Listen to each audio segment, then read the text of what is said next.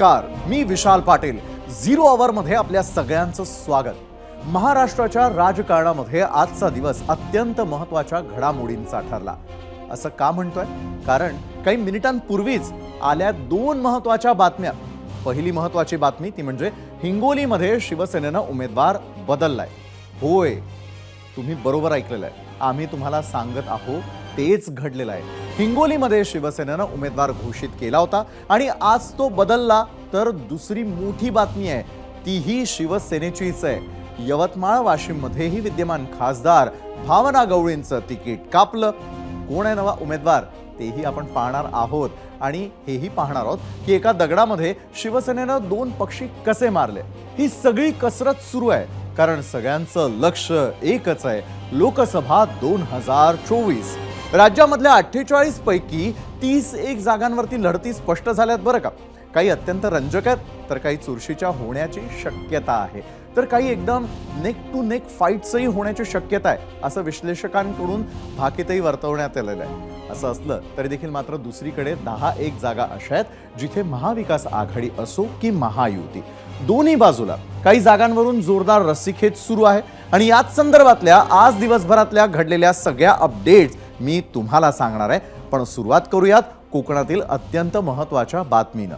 शिवसेना आणि कोकण हे राजकीय गणित आपण आजच्या भागात समजून घेणार आहोतच. आणि आजच्या याच चर्चेला कारण ठरलेलं आहे ते म्हणजे रत्नागिरी सिंधुदुर्ग या जागेवरून महायुतीमध्ये सुरू झालेला संघर्ष, आणि तो आपण समजून घेणार आहोत. मात्र त्याआधी पाहूयात आजचा प्रश्न, आणि तो प्रश्न जाणून घेण्यासाठी आपण थेट जाणार आहोत आपल्या पोल सेंटरला. तर झिरो आवर आजचा पहिला प्रश्न आहे, आगामी लोकसभेमध्ये कोकण कुणाला साथ देईल असं वाटतंय? यामध्ये दोन पर्याय आम्ही दिलेले आहेत. एक उद्धव ठाकरे, दुसरा पर्याय आहे नारायण राणे. खरं तर रत्नागिरी सिंधुदुर्ग मतदारसंघासाठी ठाकरेंनी विद्यमान खासदार विनायक राऊत यांनाच उमेदवारी दिली. तर महायुतीकडून शिवसेनेचे नेते आणि मंत्री उदय सामंत यांचे बंधू किरण सामंत, तर भाजपकडून नारायण राणे शर्यतीमध्ये आहेत. शिवसेनेचा खासदार असल्यानं ही जागा त्यांनाच मिळावी अशी भूमिका शिंदेचे नेते घेत आहेत. त्यातच किरण सामंत यांनी काल एक पोस्ट सोशल मीडियामध्ये केली. त्यात त्यांनी जवळपास आपली उमेदवारी घोषित केली आहे. याचे पडसादही उमटले असावेत, कारण नागपूरमध्ये असलेल्या उदय सामंतांनी कोकणातील नेत्यांशी चर्चा केली आणि काही मिनिटातच किरण सामंतांनी सोशल मीडियातून ती पोस्ट डिलीट केली. आता इथेच खेळ थांबला नाही बरं का. तर तिकडे एक नवं पोस्टर व्हायरल झालेलं आहे. ते नारायण राणेंच्या समर्थनार्थ आहे आणि पोस्टर हे दिलेले झालेले आहेत, पण डिलीटही झालेलं आहे. पण व्हायरल झालेल्या किरण सामंतांच्या पोस्टला उत्तर देताना देखोगे अपने आंखों से आएंगे हम लाखों से, फिक्स खासदार असा मजकूर, कमळाचं चिन्ह आणि नारायण राणेंचा फोटो होता. नारायण राणेंनी आज सिंधुदुर्ग कुडाळमध्ये संघटनात्मक आढावा बैठका घेतल्या, कार्यकर्ते मेळावे घेतले. त्यानंतर त्यांची आणि उदय सामंत यांची गुप्त बैठक झाल्याची देखील माहिती आहे बरं का. त्याच बैठकीमध्ये रत्नागिरीवरून चर्चाही झाली. मात्र त्यानंतरही उदय सामंतांनी मतदारसंघावरचा आपला दावा सोडला नाही. तर तिकडे नारायण राणेंनी आपल्या कार्यकर्ता मेळाव्यामध्ये रत्नागिरी सिंधुदुर्गाचा खासदार भाजपचाच होणार असं जाहीर केलेलं आहे. महायुतीमधील याच सत्ता संघर्षावरती ठाकरेंचे खासदार संजय राऊतांनी चांगलीच टोलेबाजी देखील केलेली आहे. काय म्हणतायत संजय राऊत पाहूयात. जे उमेदवारीसाठी इच्छुक आहेत ते संवेदनशील आहेत. त्यांचं म्हणणं असं होतं की आपली जागा ही निश्चित आपल्याला मिळाल्यानंतर आपण 2 ते 2.5 लाखांना निवडून येऊ, परंतु असं असताना याच्यासाठी शिंदेसाहेबांना घासाघीस करावं लागते. या भावनेतनं त्यांनी तो भावनिक होऊन घेतलेला निर्णय होता आणि कार्यकर्त्यांचा देखील निर्णय झालेला आहे. त्या ठिकाणी शिवसेनेचाच दावा आहे आणि शिवसेनेचाच दावा शेवटपर्यंत राहील. काही झालं तरी पुढच्या वेळेला फक्त भाजपचाच खासदार असेल इथून. काही झालं तरी भाजपचाच खासदार, यांना परत संधी नाही. ठरवलंय. आम्हाला हाच सामना पाहिजे, आम्हाला हाच सामना पाहिजे. पुन्हा एकदा रत्नागिरी सिंधुदुर्ग मतदारसंघातून विनायक राऊत हे शिवसेनेचे खासदार म्हणून विक्रमी मताधिक्यानं लोकसभेत निवडून जातील आणि शिवसेनेच्या विजयाची परंपरा तिथे कायम राहील याविषयी कोकणी जनतेच्या मनात आणि आमच्या मनात अजिबात शंका नाही. तर जागा जरी एक असली तरी देखील यावरून महायुतीमध्ये कलह निर्माण होऊ शकतो. पत्रकारांना उत्तर देत असताना मंत्री उदय सामंतांनी एक सूचक वक्तव्य केलं आणि ते म्हणजे एका जागेवरून मुख्यमंत्री एकनाथ शिंदेंना घासाघीस करावी लागतेय, त्यांना हेच करण्याची वेळ येऊ नये म्हणून आम्ही माघार घेतोय. मात्र तरीही दावा कायम आहे असं म्हणत सस्पेन्स कायम ठेवला आणि हाच सस्पेन्स आणि टेन्शन दूर करण्यासाठी आता वरिष्ठांनाच मध्यस्थी करावी लागणार आहे हेही आता जवळपास स्पष्ट होत आहे. बरं, कोकणातलं राजकारण आणि आत्ताची स्थिती याचंही विश्लेषण होणं तितकंच गरजेचं आहे आणि तेच जाणून घेण्यासाठी आम्ही काही राजकीय विश्लेषकांना गाठलं. पाहूयात त्यांचं या संदर्भातलं नेमकं विश्लेषण काय. सिंधुदुर्ग या लोकसभा मतदारसंघात भाजपचा केवळ एक आमदार आहे आणि त्यामुळे या ठिकाणी उरलेल्या ठिकाणी जुन्या अखंडित शिवसेनेचे किंवा आता नवीन एकनाथ शिंदेंच्या शिवसेनेत गेलेले आमदार आणि राष्ट्रवादीचे एकमेव आमदार अशी सगळी राजकीय परिस्थिती आहे. तर ह्या लोकसभा निवडणुकीच्या माध्यमातून इथल्या ग्रामीण भागामध्ये दोन्ही जिल्ह्यांमध्ये जास्तीत जास्त खोलवर शिरायचं, तिथपर्यंत आपले बूथ आपले कार्यकर्ते पोहोचवायचे, आपलं झेंडा आपलं प्रचार साहित्य आपली रसद हे सगळं या ग्रामीण भागामध्ये खोलवर पोहोचवायचं आणि आपली त्या ठिकाणी मुळं रोवायची, मुळं बळकट करायची. त्याचा उपयोग त्यांना पुढे येणाऱ्या विधानसभा निवडणुका आणि जिल्हा परिषद पंचायत समित्यांच्या निवडणुकांमध्ये करायचं आहे. बरं, जागा वाटप असो की उमेदवार निवड, सर्वच पक्ष अडचणींना सामोरे जातात, पण सर्वात जास्त आव्हान हे मुख्यमंत्री एकनाथ शिंदे यांच्या समोर आहे. एकाला शांत करेपर्यंत दुसरा नाराज होतो अशी स्थिती आहे आणि हिंगोलीची जागा तर महायुतीमध्ये शिवसेनेला सुटली आहे. तिथे शिंदे गटानं हेमंत पाटील यांना उमेदवार जाहीर केलं, मात्र त्यांच्या उमेदवारीला भाजपकडून जोरदार विरोध झाला. अखेर हिंगोलीमधून हेमंत पाटील यांच्या ऐवजी बाबूराव कदम कोहळीकर यांना तिकीट दिल्याची घोषणा करण्यात आली. खासदार हेमंत पाटील गेले काही दिवस गॅसवर होते. काल रात्री ते आणि त्यांचे कार्यकर्ते हे मुख्यमंत्र्यांच्या वर्षा या निवासस्थानी पोहोचले, जिथे कार्यकर्त्यांकडून जोरदार घोषणाबाजीसह शक्ती प्रदर्शन करण्यात आलं. त्याचा काहीही फायदा झाला नाही हेच आत्ता दिसतंय. तिकडे यवतमाळ वाशिमसाठी शिवसेनेचा उमेदवार फायनल होत नव्हता. अर्ज भरण्यासाठी अवघे 24 तास शिल्लक असताना अखेर 5 टर्म खासदार राहिलेल्या विद्यमान खासदार भावना गवळी यांचं तिकीट आज कापण्यात आलं. त्यांच्याऐवजी राजश्री हेमंत पाटील यांना उमेदवारी देण्यात आली. राजश्री पाटील या हिंगोलीचे खासदार हेमंत पाटील यांच्या पत्नी आहेत आणि त्यामुळे यवतमाळ वाशिम मतदारसंघामधून राजश्री पाटील उद्या शिवसेनेचा AB फॉर्म भरणार आहेत आणि या मतदारसंघामध्ये 6 पैकी 4 आमदार भाजपचे आहेत. त्यांचा दबाव उमेदवार बदलाचं एक महत्त्वाचं कारण ठरल्याचं दिसतंय.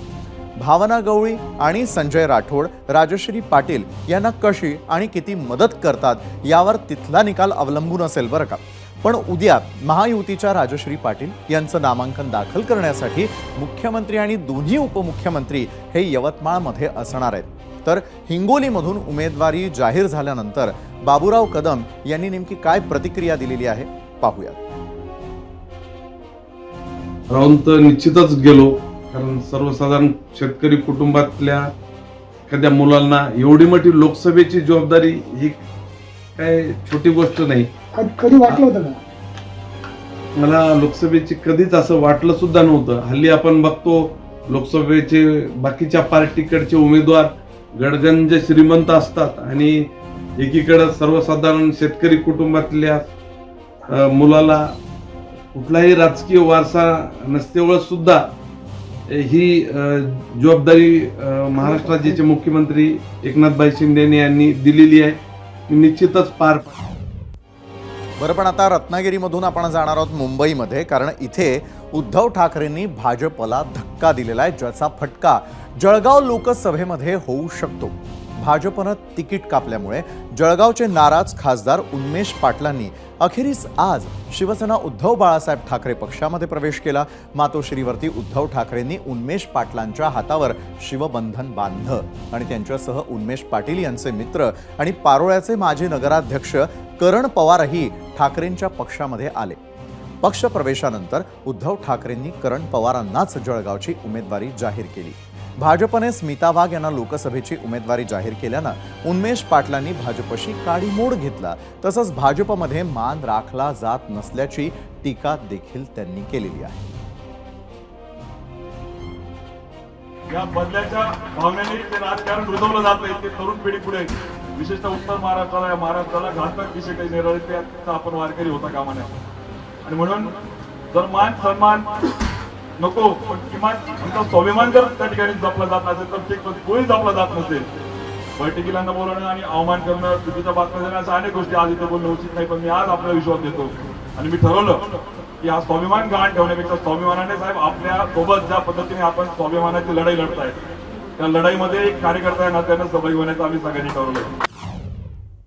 तर भाजपचे खासदार उन्मेष पाटील हे ठाकरेंच्या गळाला लागल्यानंतर भाजप नेत्यांनी शेलक्या शब्दामध्ये टीका केलेली आहे. पाहूयात.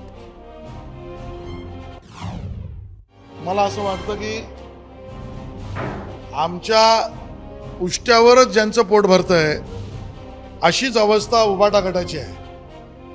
आणि म्हणून आमच्याकडनं जे पडून राहिलं आहे, जे उष्ट्यावर टाकलं गेलं आहे त्याच्यावर पोट भरणं हे संजय राऊत यांना लखलाप लागू. उन्मेष पाटलांच्या पक्षप्रवेशानंतर शिवसेना उद्धव बाळासाहेब ठाकरे पक्षानं आज 4 उमेदवारांची आपली दुसरी यादी जाहीर केली. कल्याणमधून वैशाली दरेकरांना संधी देण्यात आलेली आहे, पण त्यांच्या विरोधामध्ये अद्याप शिवसेनेनं उमेदवार जाहीर केलेला नाही. कारण या मतदारसंघामध्ये डॉक्टर श्रीकांत शिंदेंना पुन्हा उमेदवारी मिळणार का, की भाजप उमेदवार देणार आहे याची देखील उत्सुकता कायम आहे. याशिवाय पालघरमधून भारती कांबडी तर हातकणंगलेमधून सत्यजित पाटलांना उमेदवारी मिळाली आहे. त्यांच्या पुढे शिवसेनेचे धैर्यशील माने स्वाभिमानीकडून राजू शेट्टी यांचं आव्हान असणार आहे. राजू शेट्टींनी महाविकास आघाडीकडून पाठिंबा मागितला होता, पण त्यांनी मशाल चिन्हावरती लढण्यास नकार दिल्यानं उमेदवार देण्याचा निर्णय ठाकरेंनी घेतला. तर जळगावमध्ये ठाकरेंचे करण पवार विरुद्ध भाजपच्या स्मिता वाघ असा थेट सामना होणार आहे. आतापर्यंत ठाकरे पक्षानं आपली एकूण 21 उमेदवार जाहीर केलेले आहेत, पण त्यांनी मुंबई उत्तर जागेवरती उमेदवार दिलेला नाहीये आणि ही जागा मित्रपक्षांनी लढावी, पण त्यांना उमेदवार द्यायचा नसल्यास आम्ही लढू असं उद्धव ठाकरेंनी जाहीर केलंय. सध्या या जागेवर भाजपचे गोपाळ शेट्टी विद्यमान खासदार आहेत. तसंच सांगलीच्या जागेचा पुनरुच्चार करत प्रकाश आंबेडकरांबाबतही उद्धव ठाकरेंनी वक्तव्य केलेलं आहे. पाहूया. मुंबई उत्तर आमच्या मित्रपक्षाला आम्ही विचारतोय ते लढणार आहेत का. ते जर लढत असतील तर त्यांना लढू द्या, नाहीतर आम्ही ती जागा आमचा उमेदवार जाहीर करू.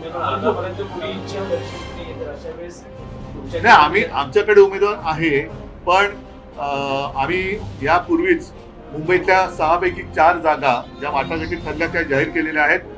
2 जागा मित्रपक्षाला आम्ही सांगतो की तुम्ही लढा. बोरिवलीची एक सीट आणि बांद्र्याची एक सीट, या 2 जागा आम्ही मित्रपक्षाने सांगतो की तुम्ही लढवत असाल तर जरूर लढा.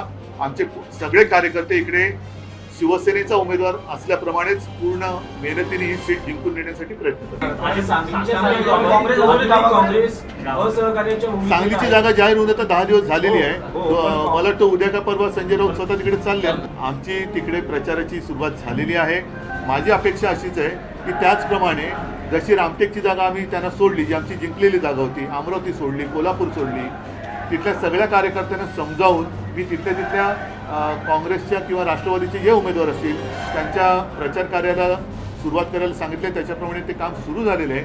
माझी अपेक्षा अशी आहे की काँग्रेसने सुद्धा अधिक वेळ न दवडता ज्याप्रमाणे आता वाटप झालेलं आहे त्याच्याप्रमाणे आपण काम करायला सुरुवात करायची आवश्यकता आहे. आता मी प्रकाशजींबद्दल एवढंच म्हणेन की त्यांनी जरी काही बोलले तरी मी त्यांच्याबद्दल काही बोलणार नाही, कारण आमच्या दोघांच्या आजोबांचा एक ऋणानुबंध होता. त्या ऋणानुबंधाला जागून मी प्रकाशजींना पण सांगेन की आपण हुकुमशाही विरुद्ध एकत्र आलो होतो. ठीक आहे, आज जरी तुमचं आमचं जमलं नसेल तरी सुद्धा ते भविष्यात जमणारच नाही अशी भूमिका घेऊ नका. काही वेळेला काही गोष्टी अशा किंवा काही वेळ अशी असते की नाही जुळत, पण म्हणूनच तुम्ही पाहिलं असाल की अगदी संजय राऊतांवरती त्यांनी काही आरोप केले ज्याच्यामध्ये तथ्य नाही, तरी देखील आमच्याकडनं कोणी त्यांच्यावरती काही बोललेलं नाही आणि कोणी बोलणार नाही.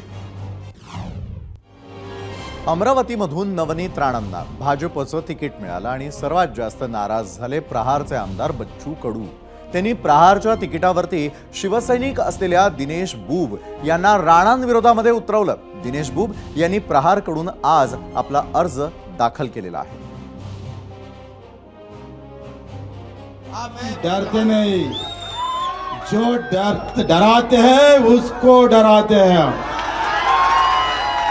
तानाशाही नहीं चलेगी, उखाड़ के फेक देंगे हम. आमची काही इच्छा नव्हती लढायची, मस्त आराम करून मजा पाहायची इच्छा होती. पण निवडणूक आली तरी गडी टर्रावतच होत आहे. आणि मग मधात आम्ही राजकुमारजी आम्ही भेटलो, म्हटलं क्या करते राजकुमारजी, लगा दो बोले घोड़ा साले. मेरी तो इच्छा ही नहीं था. राजकुमार जी बोले यार दिनेश बुब को खड़ा कर दो ना, इतना देर काय को कर रहा है. राजकुमार जीच्या नेतृत्वात बच्चू कडू कार्यकर्ता म्हणून लढणार आहे. अगर हार गए तो तलवार चलेगी, फिर से अपमानित जीवन आगे आएगा. धूल के नीचे और धूल डालकर उठाया जाएगा. जीत गए तो मेरा किसान और मजदूर खुद से लहराएगा, खुशी से लहराएगा. ही हार कुठल्याही परिस्थितीत येता कामा नये. आणि मला नक्की आत्मविश्वासानं सांगतोय, एका गड्याचं डिपॉझिट जप्त केल्याशिवाय स्वस्त बसणार नाही. डिपॉझिट जप्त करतो. राज्यभरामधल्या महत्त्वाच्या बातम्या पाहिल्यानंतर आता आपण जाणार आहोत आपल्या मीडिया सेंटरला आणि पाहूयात आमच्या पहिल्या प्रश्नावरती तुम्ही दिलेल्या नेमक्या प्रतिक्रिया काय आहेत. तर आज आम्ही 0 ओव्हरच्या माध्यमातून प्रश्न उपस्थित केलेला होता. आगामी लोकसभेत कोकण कुणाला साथ देईल असं वाटतंय. 2 पर्याय होते, उद्धव ठाकरे आणि नारायण राणे. तुम्ही कशा प्रकारे व्यक्त झालेला आहात त्यावर एक नजर टाकूयात. एक्सवरती रांगले अर्जुन म्हणतात, कोकण ही ठाकरे आणि राणेंची जहागीरदारी आहे का, असा सवाल त्यांनी केलेला आहे. तर महेश चेंडवकर एक्सवरती व्यक्त होताना म्हणतात, सिंधुदुर्ग जिल्ह्यातील ग्रामपंचायत, जिल्हा परिषद, पंचायत सर्वच ठिकाणी भाजपा आणि राणेंचं प्राबल्य आहे. त्यानंतर युट्यूबवरती आलेली प्रतिक्रिया आहे DS शेळके यांची. DS शेळके म्हणतात, कोकणमध्ये पुन्हा भाईगिरी नको, शांतता पाहिजे, उद्धव ठाकरेच निवडून येणार.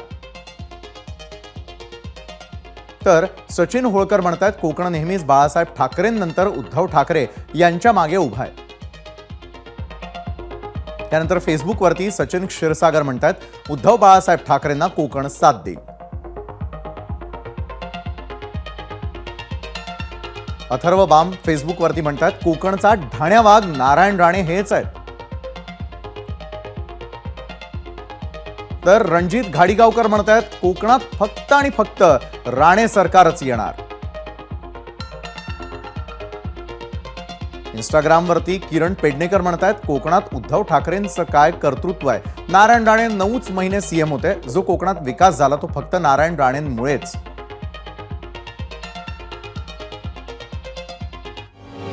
बरं, आता महाराष्ट्राच्या प्रतिक्रिया तर आपण जाणून घेतल्या, त्या अत्यंत बोलक्या आणि स्पष्ट होत्या.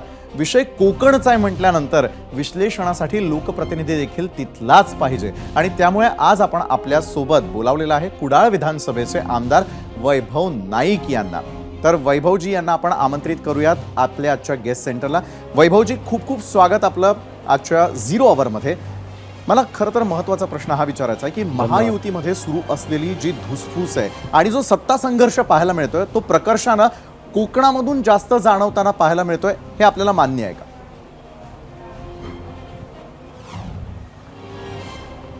खरं तर महायुतीमध्ये सत्तेसाठी संघर्ष आहे आणि कोकणातच नाही तर संपूर्ण महाराष्ट्रामध्येच हा संघर्ष सुरू आहे. आपण बघितलं असाल की एखाद्याचं तिकीट जाहीर झालं आणि दबावामुळे भाजपच्या तिकीट रद्द झालं, ही पहिलीच भूमिका महाराष्ट्राच्या इतिहासामध्ये आहे. आज आपण बघितलात की गोडसे असून देत, माने असून देत, हे शिवसेनेचे खासदार उद्धवजींनी फक्त त्यांना उमेदवारी जाहीर केली, त्यांना यावं सुद्धा लागलं नाही आणि उद्धवजींनी त्यांच्यावर विश्वास टाकला, परंतु ते गद्दार निघालेत. परंतु त्यांची आता काय अवस्था आहे? खरं तर आज खासदारांची ही अवस्था आहे, तर येणाऱ्या काळामध्ये आमदारांची काय असेल असा संपूर्ण महाराष्ट्राला प्रश्न पडलेला आहे. आता कोकणात सुद्धा आपण बघितलं असाल की महायुतीमध्ये 2 उमेदवार सातत्याने लोकांसमोर येत आहेत. नारायण राणे खरं तर केंद्रीय मंत्री होते, राज्यसभेचे खासदार होते, परंतु सगळ्या भारतातल्या केंद्रीय मंत्र्यांना वेगवेगळ्या ठिकाणी उमेदवारी दिलेली आहे. म्हणजे पियुष चावला असू देत, अनेक जे राज्यसभेचे खासदार होते त्यांना पण. बरोबर. परंतु नारायण राणेंची अजूनही 6 यादी झाल्यानंतर सुद्धा उमेदवारी जाहीर झाली नाही. रवी राणासारख्या त्यांच्या पत्नीची उमेदवारी जाहीर झाली, अनेक लोकांच्या उमेदवारी जाहीर झाल्यात, पण राणेंची उमेदवारी जाहीर झाली नाही. आता एकीकडे राणे किंवा सांगतायत की अजूनही मी इच्छुक आहे, पक्षाने दिलं तर मी लढवणार, परंतु त्यांची पण हिंमत नाही होते की आपली उमेदवारी जाहीर करावी. बरं. दुसरीकडे किरण सामंत आहेत, ते उमेदवार म्हणून इच्छुक आहेत, ते सांगतायत उमेदवारी आहे म्हणून, परंतु काल राणेंनी त्यांना दम दिला होता, आपण सगळ्यांनी बघितलं असाल. कोण किरण सामंत, माझ्या समोर यायला सांगा. आणि रात्रीच त्या किरण सामंतांनी आपली उमेदवारी मागे घेतली. आता सकाळी परत मुख्यमंत्री आणि त्यांच्या भावांमध्ये काय चर्चा झाली आम्हाला माहिती नाही, परंतु परत आता उमेदवारी ते सांगतात की आपली उमेदवारी आहे. परंतु मी तुम्हाला सांगतो, तुम्ही लिहून ठेवा की या मतदारसंघामध्ये भाजप आणि नारायण राणे उमेदवारी घेणार आहेत. आणि आपण जो सर्वे केला आहे, खरं तर आपल्या सर्वेमध्ये लोकांनी उद्धव ठाकरेंना किती मतं दिली ते आपण आता काही वेळा जाहीर करा. परंतु मला विश्वास आहे की कोकणातील संपूर्ण जनता ही उद्धव बाळासाहेब ठाकरेंबरोबरच आहे. त्यांना ही याआधीसुद्धा गद्दारी आवडली नव्हती, याआधीसुद्धा गद्दारी झाली, जे गद्दार निघाले त्याचा पराभव झालेला होता. बरं वैभवजी, मी त्या मुद्द्याकडे येतो. मात्र आज मला महत्त्वाचा आणखी एक प्रश्न तुम्हाला विचारावासा वाटतो, आणि तो म्हणजे असा की मुख्यमंत्र्यांना होणाऱ्या त्रासापायी शिवतारेंना माघार घ्यावी लागली. आणि आज हेच वाक्य आम्ही ऐकलं उदय सामंतांच्या तोंडूनही. नमतं घ्यावं लागतंय? नाही, आता काय माहिती आहे, ह्यांच्या खरं तर मुख्यमंत्र्यांची 8 दिवसामध्ये कुठलीच भूमिका आपण बघत नाही आहोत. मुख्यमंत्री खरं तर भाजपची बी टीमच आहेत. आज त्यांची स्वतःची अशी भूमिका नाही, म्हणून त्यांच्याकडे अनेक आता खासदार येत आहेत, परत जात आहेत, समर्थक आणतायत, जात आहेत. भावना गवळींचं आपण बघताय, त्यांचे कार्यकर्ते कशा पद्धतीने रोष व्यक्त करतायत. आणि मग भाजपच्या विरोधात त्यांची बोलायची हिंमत नाही कोणाचीच, की आज शिवतारेंची पण हिंमत नाही की भाजपच्या विरोधात मी लढेन म्हणून. आणि त्यामुळे शिवतारेंनी सांगितलं की कोणाला तरी त्रास होऊ नये म्हणून सांगतायत. आता उदय सामंतांची सुद्धा हिंमत नाही की भाजपच्या विरोधात आपण लढायचं, भाजपच्या विरोधात भूमिका घ्यायची. कारण त्यांना माहिती आहे अशा भूमिका घेतल्या की चौकशा सुरू होणार, ईडीच्या चौकशा होतील, जेलमध्ये टाकतील, सत्तेमध्ये आपण जो उपभोग घेतला तो बाहेर काढतील. आणि म्हणून हे कारण सांगतायत की मुख्यमंत्र्यांना नाराज वाटेल म्हणून आपण थांबलो. मग त्यावेळी ह्यांना उद्धवजींना वाईट वाटलं नसेल की हे गद्दारी करून दुसऱ्या पक्षात गेलेत, ह्यांनी शिवसेना फोडली, आणि त्यामुळे हे फक्त कारण आहे. परंतु ह्यांची खरोखरच भाजपच्या विरोधात लढण्याची हिंमत नाही, एवढं मात्र नक्की आहे. बरं, नारायण राणे आणि उदय सामंत यांच्यामध्ये होणाऱ्या गुप्त बैठकांमध्ये नेमकं दडलंय काय? दमदाटीचा आरोपही आपण केला.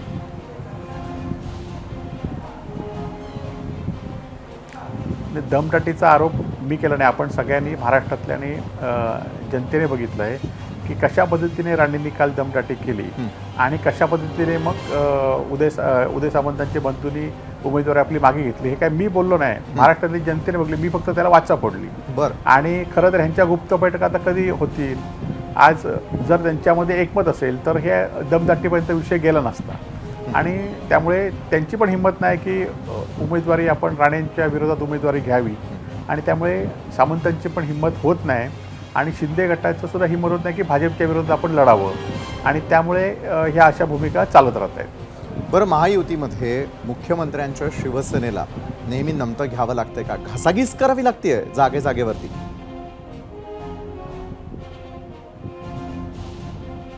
आता खरं तर महायुतीमध्ये मुख्यमंत्र्यांना मोठा वाटा होताच. 13 खासदार एका पक्षाचे दुसऱ्या पक्षात गेले.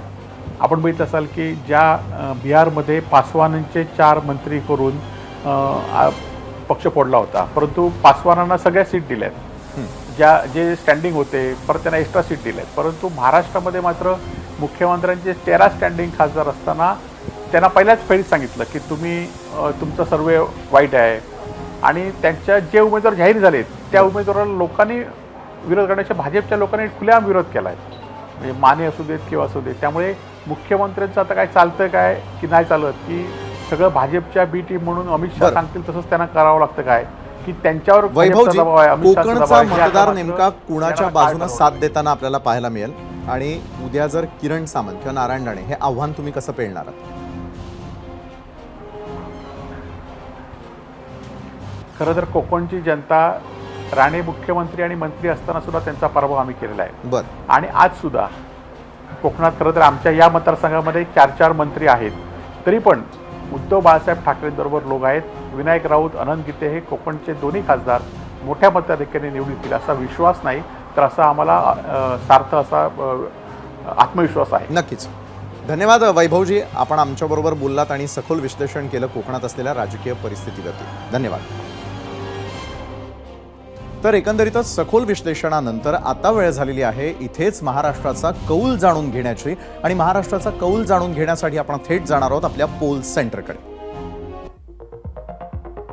आगामी लोकसभेत कोकण कुणाला साथ देईल असं वाटतं? युट्यूबवरती आपल्याला एकूण मतं प्राप्त झालेली आहेत 1,18,000. यापैकी उद्धव ठाकरे या उत्तराच्या बाजूने सहमत असलेले 88% लोक आहेत. नारायण राणेंच्या बाजूने म्हणतायत 12%. त्यानंतर इंस्टाग्रामवरती एकूण मतं प्राप्त झालेली आहेत 8,000. उद्धव ठाकरेंच्या बाजूला असलेले आहेत 73%. नारायण राणेंच्या बाजूने 27%. त्यानंतर फेसबुकवरती एकूण 5,500 मतं आपल्याला प्राप्त झालेली आहेत. आगामी लोकसभेत कोकण कुणाला साथ देईल तर उद्धव ठाकरे यांना साथ देणारे असतील 72%. नारायण राणेंच्या बाजूने 28%. त्यानंतर एक्सवरती एकूण मतं मिळालेली आहेत 2,000 मतांपैकी उद्धव ठाकरेंच्या बाजूने आहेत 76%. नारायण राणे असं उत्तर देत आहेत 24%. तर कोकण आणि शिवसेना अनेक दशकांचं नातं आहे. खरं तर स्वातंत्र्यानंतर रत्नागिरी जिल्ह्यामध्ये काँग्रेस तर सिंधुदुर्ग जिल्ह्यामध्ये समाजवादाचा प्रभाव होता, पण शिवसेनेच्या स्थापनेनंतर 90च्या दशकामध्ये मात्र राजकारणानं दिशा बदलली. कोकणात शिवसेनेचा प्रभाव वाढला, कारण मुंबई. तुम्ही म्हणाल की हे कसं शक्य आहे? तर मी सांगतो, मुंबई ही देशाची आर्थिक राजधानी आहे आणि त्याच राजधानीमध्ये रोजगाराच्या दृष्टीनं पोहोचलेला कोकणी माणूस हा या ठिकाणी स्थायिक झाला. मुंबई मुळातच कोकण प्रांतात येते आणि राज्याच्या इतर भागांच्या तुलनेमध्ये भौगोलिकदृष्ट्या मुंबई कोकण कनेक्टेड आहे. म्हणूनच की काय, इथे कोकणी माणूस हा मोठ्या प्रमाणामध्ये स्थायिक झाला आणि त्याच चाकरमान्यांच्या रूपानं शिवसेना ही कोकणामध्ये पोहोचली आणि समाजवाद्यांच्या प्रभावाखालचं कोकण शिवसेनेचा बालेकिल्ला बनलं. आणि तिथून पासूनच येवा कोकण आपलोच असा म्हणत कोकणच्या साध्या भोळ्या माणसांनी नारळी पोफळीच्या बागा उभाराव्या तसं शिवसेनेचं स्वागत केलं आणि इथल्या डोंगर दऱ्यांच्या कुशीमध्ये विसावलेल्या लाल मातीवरती शिवसेनेचं कोंदण लावलं. 1996 मध्ये शिवसेनेच्या सुरेश प्रभू यांनी विजय मिळवला. मात्र नारायण राणेंच्या बंडानंतर इथे शिवसेनेला खिंडार पडलं आणि सेनेच्याच कोकणामध्ये राणेंच्या रूपानं आव्हान उभं राहिलं. पण तरी देखील शिवसेनेनं कोकणावरची पकड आपली मजबूत ठेवली. पण घर फिरलं की घराचे वासेही फिरतात, तसंच काहीसं शिवसेनेचं कोकणातही झालं. एकनाथ शिंदेंच्या बंडानंतर सेनेमध्ये भगदाड पडलं. कोकणातल्या वाड्या वस्त्यांमध्ये राजकीय फुटीचीही तोरणं लागली. कोकणातल्या 6 पैकी 4 जागांवर शिवसेनेचे आमदार आहेत, तेही प्रत्येकी 2 असे विभागले गेले आहेत. ठाकरेंकडे 2 तर शिंदेंकडे 2 आणि भाजप राष्ट्रवादीचा प्रत्येक 1. अशा स्थितीमध्ये कोकण आता खरं कुणाकडे वळणार आहे याचं उत्तर निवडणुकीमध्येच मिळू शकेल. एबीपी माझा, उघडा डोळे बघा नीट.